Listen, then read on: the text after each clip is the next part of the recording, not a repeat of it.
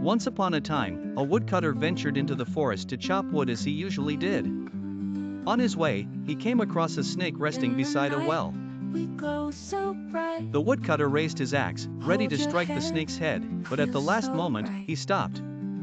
His deep love for all of God's creatures, even a mere snake, made him hesitate.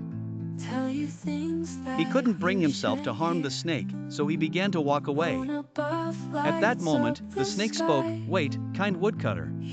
I am no less generous than you. Watch this." In a flash, the snake slithered down into the well. A short while later, it returned with a gold coin in its mouth. The snake presented it to the woodcutter and said, "From now on, I will bring you a gold coin every day for the rest of your life."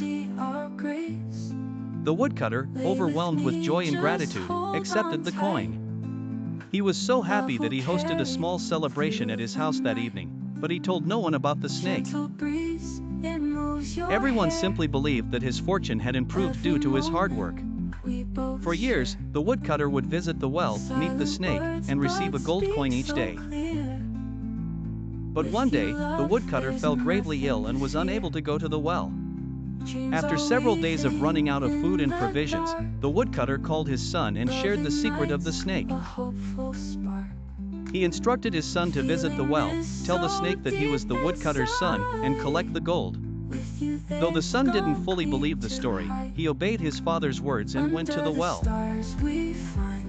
The snake was saddened to hear of the woodcutter's illness and promptly disappeared into the well. It returned with a jar full of gold. Seeing the wealth before him, greed crept into the son's heart. He thought, "If I kill the snake, I could go down into the well and take all the gold for myself." Driven by greed, the son struck at the snake but only managed to injure its tail. Enraged, the snake retaliated and bit the boy, killing him instantly. When night fell and the boy had not returned home, the worried woodcutter forced himself out of bed and made his way to the well. There, he found his son lying lifeless, and beside him, the snake with its wounded tail.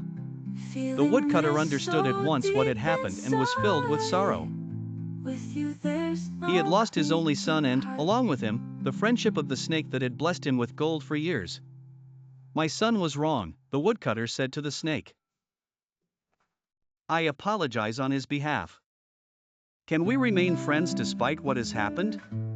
The snake smiled bitterly and replied, "I would love that, but we can no longer be friends. You will never forget your son, and I will never forget my tail." Moral of the story: be cautious when dealing with someone you've hurt, whether intentionally or unintentionally. The pain of the past may never be forgotten.